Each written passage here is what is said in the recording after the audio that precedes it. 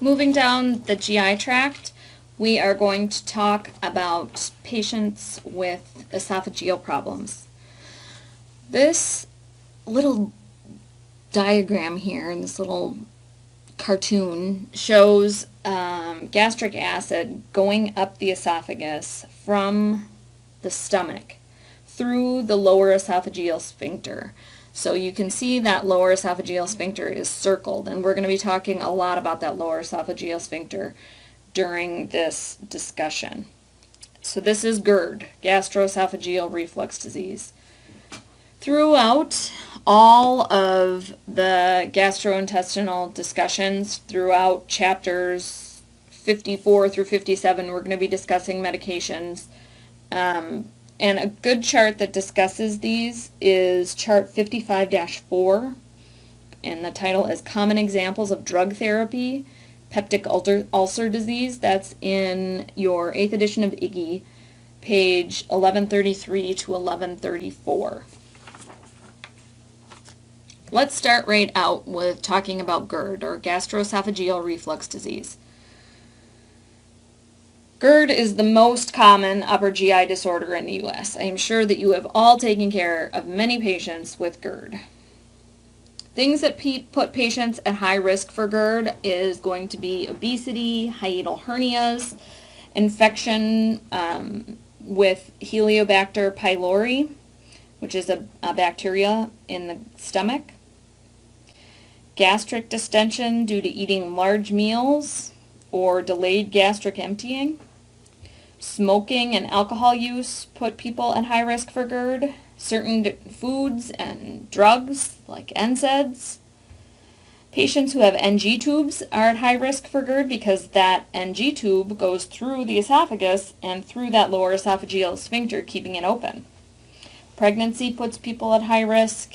Ascites, or anything that increases intra-abdominal pressure. So gastroesophageal reflux results as a backward flow of stomach contents into the esophagus. The stomach contents have a pH, a low pH, so highly acidic, of 1.5 to 2, and the pH of the distal esophagus is about 6 to 7, so you can see why that would be a problem. So gastroesophageal reflux is generally prevented by those sphincters. There are two sphincters, the upper esophageal sphincter and the lower esophageal sphincter. GERD, or gastroesophageal reflux disease, is the chronic, serious condition that arises from gastroesophageal reflux. This can cause esophageal erosion due to chronic inflammation. The gastric enzyme pepsin and gastric acid being up there in the esophagus can injure it and cause a lot of problems. When the body starts to try and heal this esophagitis, the body might replace the normal squamous cell epithelium that usually occurs in the esophagus with columnar epithelium, and this is called Barrett's epithelium. We call this condition Barrett's esophagus oftentimes. So Barrett's epithelium is really good in one way because it is resistant to low pH. It's not going to cause as many problems, but it is considered pre-malignant, and it's associated with an increased risk for esophageal cancer. Another problem that we could see with these folks who have healing esophagitis might be that the esophagus narrows. We could see some strictures and have difficulty swallowing. Our assessment of people with GERD is going to be the same pretty much as all of our GI assessments. We're going to be asking people for a history of heartburn, nausea, vomiting, feelings of atypical chest pain. Do they have a diagnosis of asthma, morning hoarseness, or pneumonia? And those things could indicate gastric contents being aspirated. Our physical assessment and clinical manifestations of these folks are going to be indigestion. The other word for that is dyspepsia, and regurgitation. These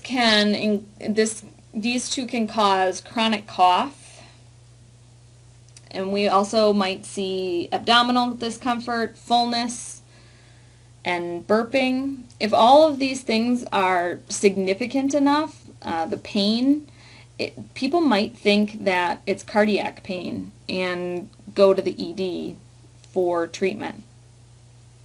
For some of these folks, pain worsens when they lie down, and generally it occurs after every meal. Regurgitation or backflow of food particles or fluid into the throat is common, and they taste that highly acidic burning in the back of their throat.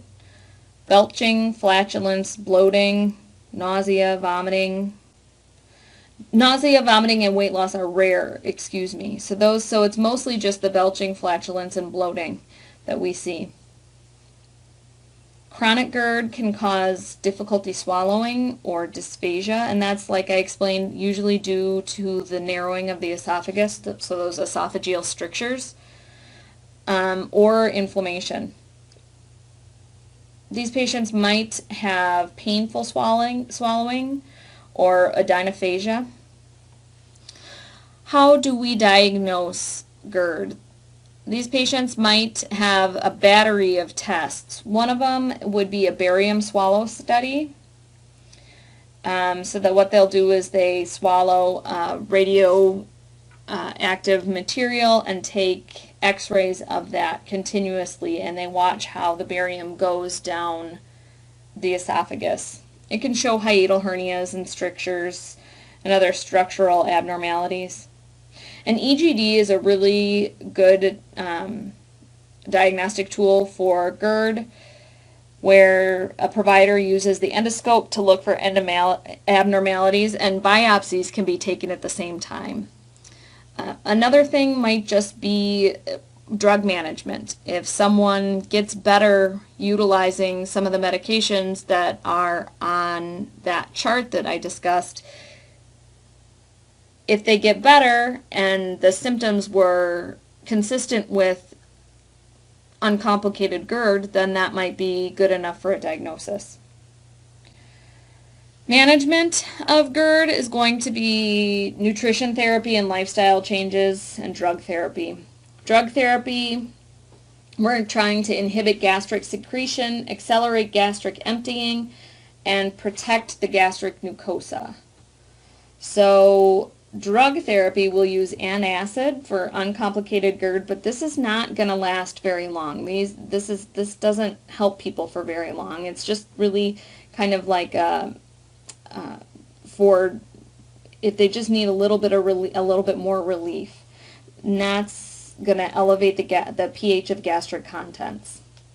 Histamine receptor agonists like famotidine and ranitidine decrease acid and are longer acting than antacids.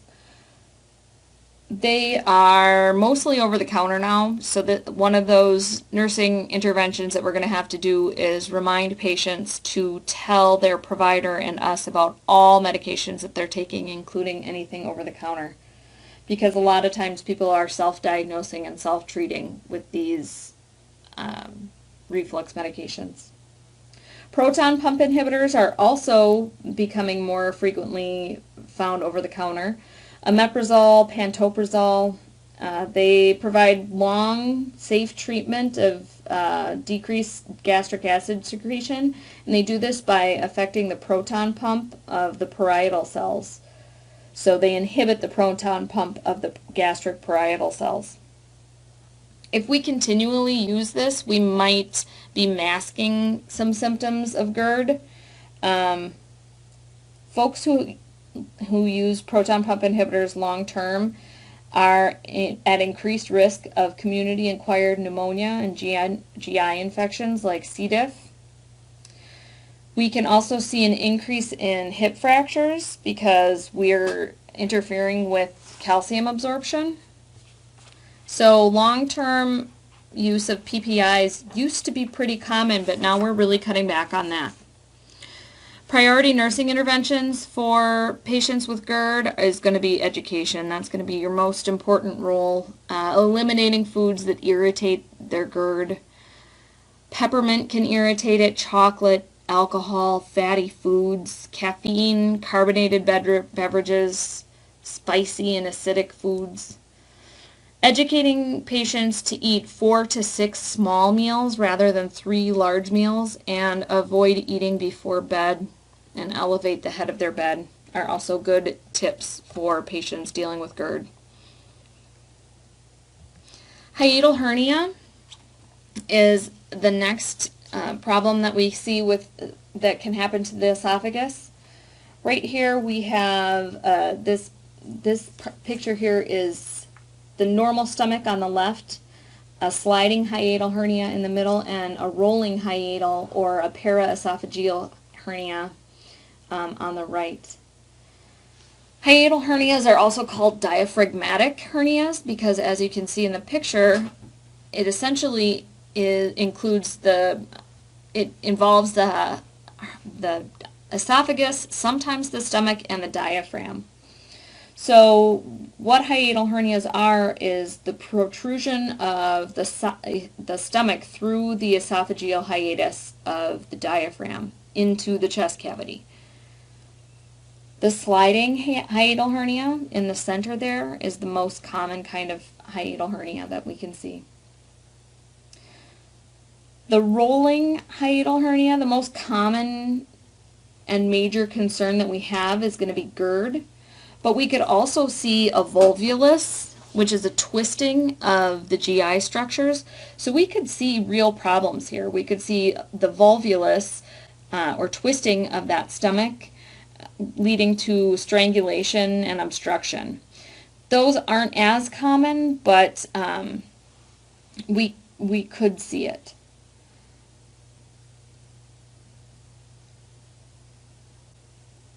Oftentimes, because that lower esophageal sphincter is below the diaphragm, we might not see GERD, but we could. The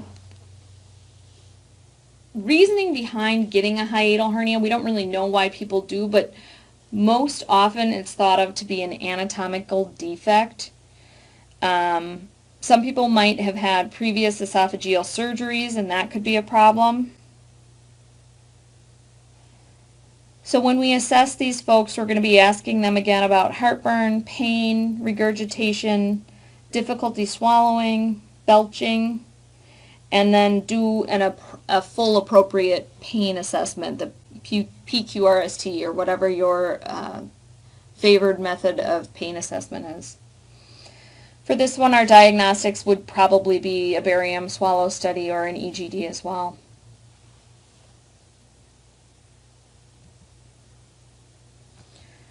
If we're going to be treating a hiatal hernia, management can be either medical or surgical. In your 8th edition of IGGI on page 1115, read the nursing safety priority box.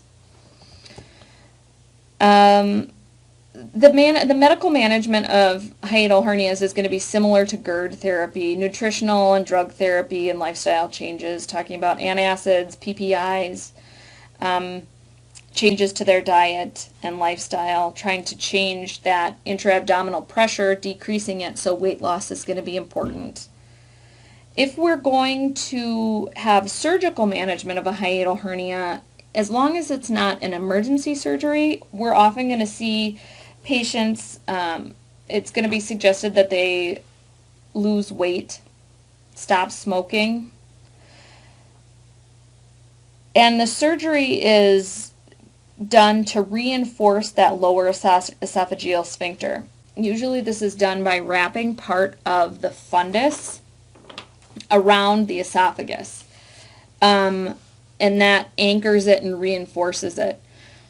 Many of you have probably heard the procedure called a lap Nissen or a laparoscopic Nissen fundoplication. It's minimally invasive and has a lot fewer complications than a regular open method.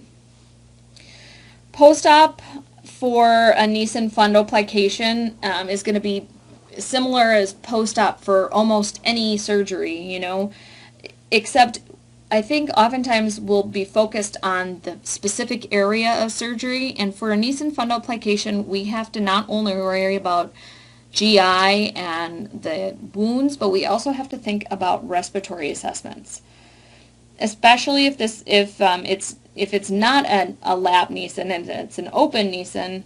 We have to acknowledge that this patient is probably going to be at greater risk for pneumonia. These patients might have an NG tube. We have to really prevent retching and vomiting because that could put strain on the sutures, on the internal sutures. They could have a temporary gastrostomy for feeding so that the esophageal sutures can heal on their own, that they have some time. Patients will advance, of course, from NPO to clear liquids to eventually a near normal diet within 4 to 6 weeks. Chart 54-4 in IGGI 8th edition is called Postoperative Instructions for Patients Having a Laparoscopic Nissen Fundoplication, and that's on page 1116. We're going to carefully supervise their first oral feedings because dysphagia is pretty common. Patients might not be able to belch and could get gas bloat, which is really uncomfortable and painful, and could put strain on those sutures as well. Because of this, many surgeons and many facilities don't allow patients who have had hiatal hernia repair to use straws because that will prevent them from ingesting too much air in their stomach.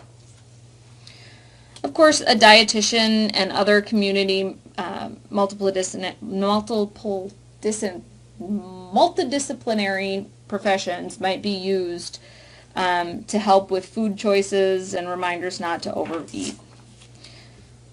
Speech therapy might be important at this point as well because if we have dysphagia that is long-lasting. Esophagectomy, I'm only going to briefly touch on this, but it's a pretty serious surgery used for cancer treatment. It's going to be removal of all or part of the esophagus. It's a really lengthy surgery, and it has it's pretty risky and has a lot of potential complications, and we see some significant problems with this one. With folks who've had an esophagectomy, we're going to have them post-operatively. They're going to be in a semi-Fowler's or a high Fowler's position to help support ventilation and prevent reflux into the lungs, preventing pneumonia. Probably going to see chest tubes and an NG. They'll probably have multiple drains and a feeding tube until esophageal healing is confirmed. Dietary is going to be really important. Dietary education is going to be really important, whether it's by you as the nurse or a dietitian, because at this point the volume of their stomach has been greatly reduced. So they're not used to the volume of this new stomach, which is super small, so they're going to have to take a lot of small meals. Because of this, it's not really uncommon for patients to lose up to 10% of their body weight, so we're going to have to watch them for malnutrition.